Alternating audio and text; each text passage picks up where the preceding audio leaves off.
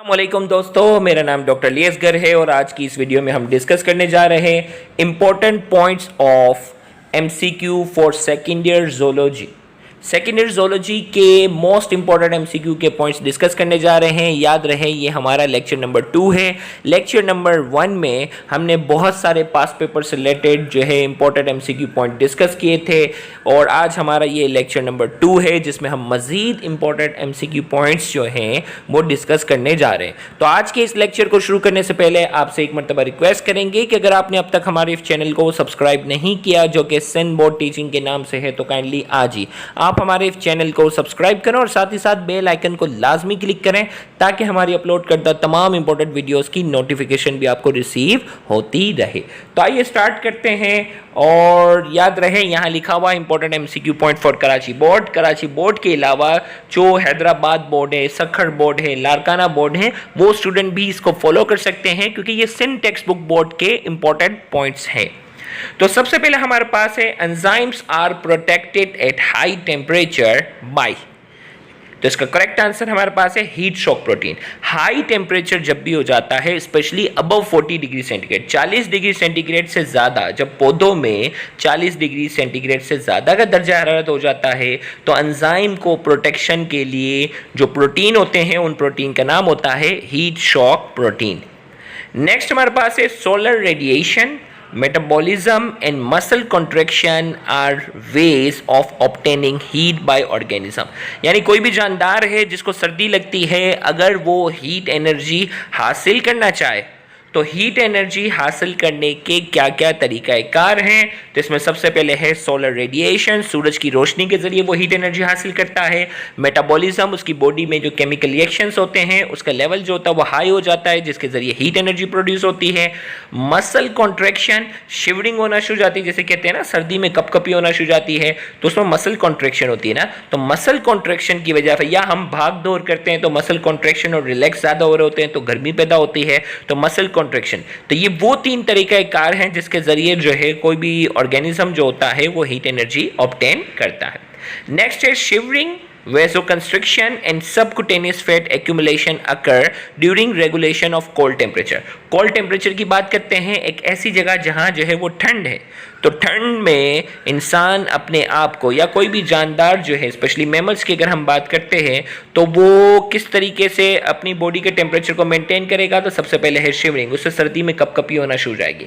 Vasoconstriction, उसकी blood vessels जो होती हैं स्पेशली स्किन के अराउंड की जो ब्लड वेसल्स होती हैं वो कंस्ट्रिक्ट होना शुरू हो जाएंगी ताकि ब्लड सप्लाई जो है वो कम हो जाए। और लॉन्ग टर्म में सबक्यूटेनियस फैट एक्यूमुलेशन, स्किन के नीचे जो फैट की जो लेयर होती है वो थिक होना शुरू हो जाती है और वो सबक्यूटेनियस फैट जो होती है वो कोल्ड टेम्परेचर में मेंटेन रखने में मददगार साबित होती है।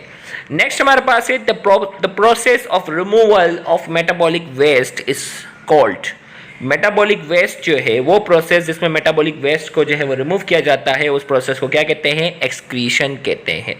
नेक्स्ट हमारे पास है the excretory organs of annelids are. भाई एनेलिड्स जो है फाइलम एनेलिडा से ताल्लुक़ रखने वाले जो ऑर्गेनिज्म है उनका जो एक्सक्रीटरी ऑर्गन है वो क्या है, वो कहलाता है nephridia. The most abundant component of urine, urine के अंदर जो सबसे ज़्यादा मिकदार में जो कंपोनेंट पाया जाता है वो क्या है, वाटर। ज़्यादातर बच्चे यूरिया सेलेक्ट करते हैं लेकिन याद रखिएगा यूरिया के मुकाबले में भी वाटर जो है वो सबसे ज़्यादा होता है। नेक्स्ट है thermostat of the body, body का जो थर्मोस्टेट है, याद रखिएगा थर्मोस्टेट वो डिवाइस होता है जो बॉडी के टेम्परेचर को मेंटेन रखता है। तो थर्मोस्टेट ऑफ द बॉडी जो है वो क्या है, हाइपोथैलेमस, ये हमारी बॉडी के टेम्परेचर को मेंटेन रखता है। नेक्स्ट हमारे पास है mammals lacking sweat gland promote heat loss through. ऐसे मैमल्स जिनको अल्लाह ताला ने स्वेट ग्लैंड नहीं दिए, देखे ना भाई गर्मी होती है हमें पसीने आते हैं, पसीने कैसे आते हैं, स्वेट ग्लैंड से, स्वेट ग्लैंड से पसीने आते हैं और जैसे ही पसीने आते हैं तो हमारी बॉडी के जो आउटर सरफेस है उससे एवापोरेशन होती है और एवापोरेशन क्या है, एवापोरेशन जो है वो एक कूलिंग प्रोसेस है जिसकी वजह से हमारी बॉडी का टेम्परेचर जो है वो मेंटेन होता है, हीट एनर्जी लॉस होती है।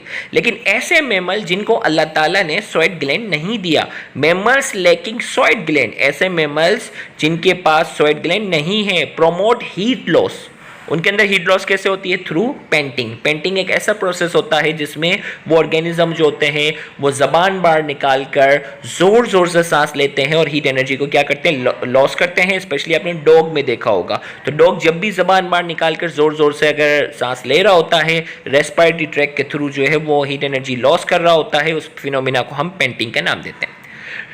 नेक्स्ट हमारे पास है normal set point of human body temperature is. Normal body temperature आपको मालूम है, सेट टेम्परेचर जो वो 37 डिग्री सेंटीग्रेड है। Skeleton is totally absent. Different organism का ऑप्शन दिया जाता है और उसमें पूछा जाता है ऐसा कौन सा ऑर्गेनिज्म है जिसमें स्केलेटन जो है वो टोटली एब्सेंट है, तो उसका करेक्ट आंसर हमारे पास जो है वो अमेबा है। अमेबा जो है वो यूनिसेल्युलर है, इसमें स्केलेटन नहीं है। नेक्स्ट हमारे पास है the exoskeleton in arthropods is made up of.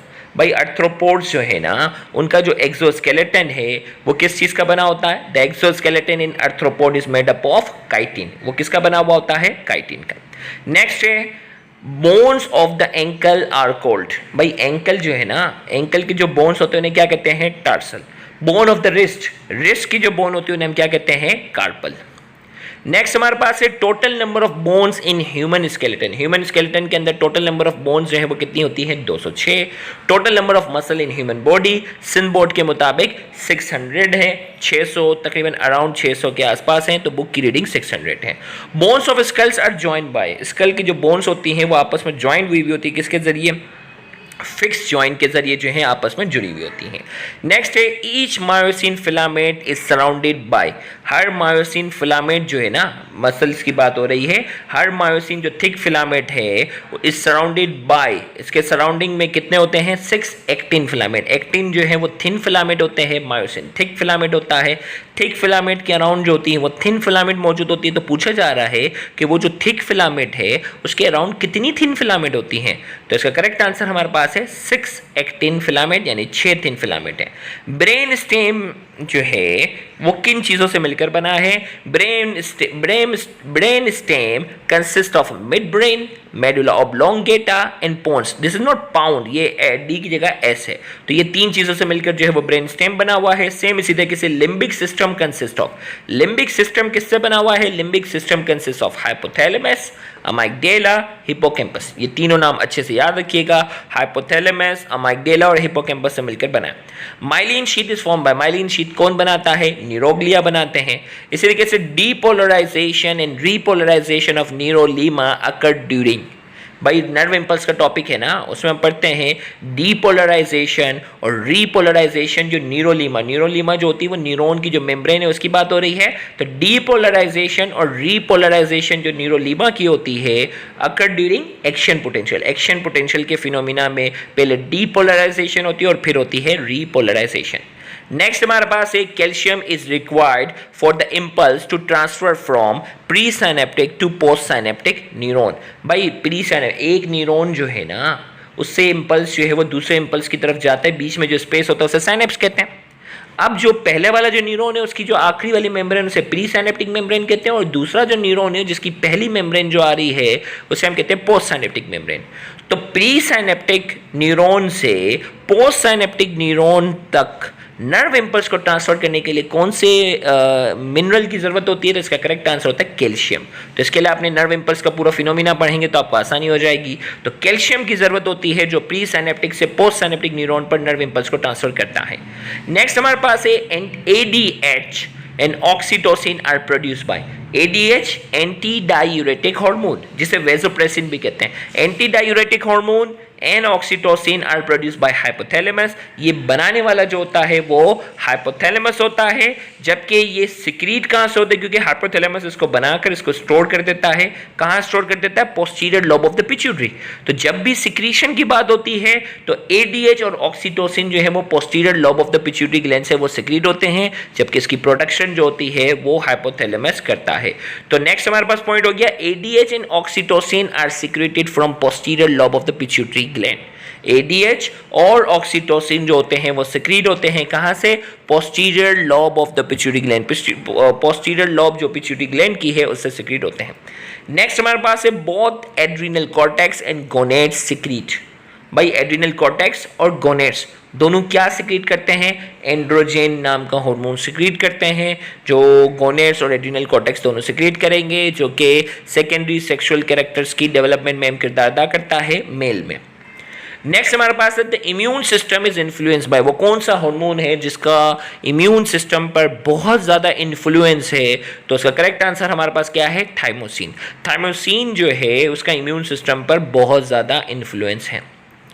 Next हमारे पास है parthenogenesis is a type of reproduction which requires, भाई जो रिप्रोडक्शन की डिफरेंट टाइप्स होती हैं उसमें एक टाइप्स है पार्थिनोजेनेसिस की, स्पेशली ये इंसेक्ट्स के अंदर ये पार्थिनोजेनेसिस का प्रोसेस होता है। और पार्थिनोजेनेसिस एक रिप्रोडक्शन की टाइप्स है जिसमें गैमेट्स की फॉर्मेशन होती है, लेकिन रिप्रोडक्शन के लिए सिर्फ एक गैमेट जो होता है उसी से जो है वो न्यू जनरेशन बनती है। तो यहाँ हमारे पास आ जाएगा parthenogenesis is a type of reproduction which requires one gamete, जिसमें सिर्फ एक गैमेट की जरूरत होती है। नेक्स्ट हमारे पास है a clone exactly resembles with, भाई क्लोनिंग का फिनोमिना पढ़ते हैं ना हम, क्लोनिंग डुप्लीकेट कॉपी बनाते हैं, तो वो जो नया जो डुप्लीकेट कॉपी बनने वाला होता है वो किससे मिलता जुलता होता है, तो इसका करेक्ट आंसर होता है a clone exactly resembles with diploid nucleus donor, भाई जिसने अपना डिप्लॉयड न्यूक्लियस को डोनेट किया होगा, क्लोन जो होगा वो एग्जैक्टली उससे रिजेंबलेंस रखेगा। नेक्स्ट हमारे पास है each primary oocytes ultimately develop into one ohm, भाई जो oogenesis का जो फिनोमिना पढ़ते हैं ना, तो हर प्राइमरी oocytes फाइनली किस में कन्वर्ट होता है, ultimately develop into one ovum, एक फाइनली एक ओवम में जाकर क्या होता है, कन्वर्ट हो जाता है। नेक्स्ट हमारे पास है the egg of chick is laid at blastula stage, भाई जो चिक का जो अंडा है ना, चिक का जो अंडा होता है जब वो लेड होता है तो उस वक्त उसकी स्टेज कौन सी होती है, उसकी स्टेज होती है ब्लास्टूला स्टेज। ब्लास्टूला स्टेज पे जो आप डेवलपमेंट ऑफ चिक के अंदर डिफरेंट स्टेज पढ़ते हैं ना, मोरूला, ब्लास्टूला, तो उस वक्त जब मुर्गी का अंडा जो होता है जब उसकी बॉडी से बाहर आता है तो उस वक्त उसकी जो स्टेज होती है वो ब्लास्टूला वाली स्टेज पर पहुंच चुका होता है। तो इसके लिए आप हमारा डेवलपमेंट ऑफ चिक वाला लेक्चर देख सकते हैं, तो उसमें ये सारी चीजें बताई हुई है। नेक्स्ट हमारे पास है cytoplasmic localization is a consequence of cleavage. Cleavage जो होती है जिसमें जो एक डिवाइड हो रहा होता है, डिफरेंट हिस्सों में डिवाइड होता है, उसके जरिए ही साइटोप्लाज्मिक लोकलाइजेशन होती है। The blastoderm splits into epiblast and hypoblast, blastoderm जो है वो दो लेयर में डिवाइड होती है, अबव लेयर जो है वो ब्लास्टोसील यानी एक कैविटी होती है, उसके ऊपर वाली जो लेयर होती है वो एपिब्लास्ट होती है, उसके नीचे वाली लेयर जो है वो हाइपोब्लास्ट होती है। नेक्स्ट हमारे पास है the phenomena in which one embryonic tissue influence upon the other is called embryonic induction, वो फिनोमिना जिसमें एक एम्ब्रियोनिक टिश्यू, एम्ब्रियो जब बच्चा माँ के पेट में बन रहा है उसमें एक टिश्यू दूसरे टिश्यू पर क्या होता है, असरअंदाज होता है, उसमें तब्दीली का सबब बनता है, उस फिनोमिना को हम क्या नाम देते हैं, एम्ब्रियोनिक इंडक्शन। तो यहाँ हमारे पास क्या हो गया, the phenomena in which one embryonic tissue influences upon the other is called embryonic induction, उसे हम एम्ब्रियोनिक इंडक्शन कहते हैं। नेक्स्ट हमारे पास है nerve cord is form bye, nerve code जो है वो कौन सी लेयर बनाती है, तो nerve cord is form by ectoderm, nerve code जो है वो एक्टोडर्म बनाता है। नेक्स्ट हमारे पास है नोटोकोड डेवलप फ्रॉम, नोटोकोड जो है वो किससे बनती है, मीजोडर्म से।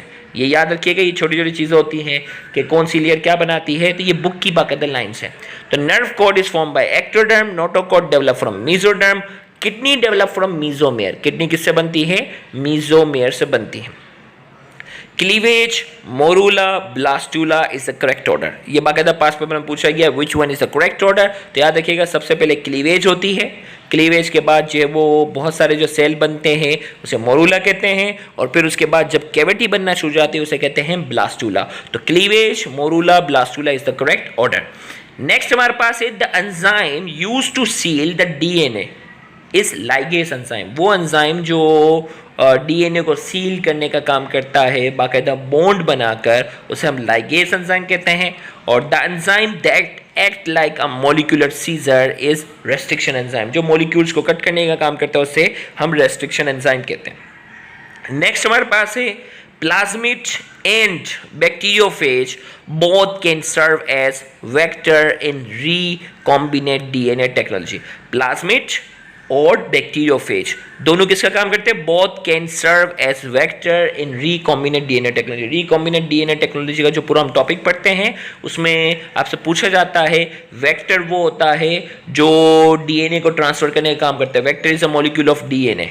वेक्टर जो होता है वो मॉलिक्यूल ऑफ डीएनए होता है जो रिकॉम्बिनेंट डीएनए टेक्नोलॉजी में जो है वो सेलेक्टिव जीन को ट्रांसफर करने का काम करता है। तो उसके लिए किस चीज़ का इस्तेमाल करते हैं? तो प्लाज्मिड जो एक्स्ट्रा क्रोमोसोमल डीएनए मॉलिक्यूल होता है कुछ बैक्टीरिया के अंदर और बैक्टीरियोफेज वायरस होता है, वो दोनों जो हैं वो वेक्टर के तौर पर इस्तेमाल होते हैं। नेक्स्ट हमारे पास in synthesizing DNA strand from RNA the enzyme involved is. भाई अगर हम बनाना चाहते हैं इन सिंथेसाइजिंग डीएनए स्ट्रैंड बनाना चाह रहे हैं किससे? From RNA.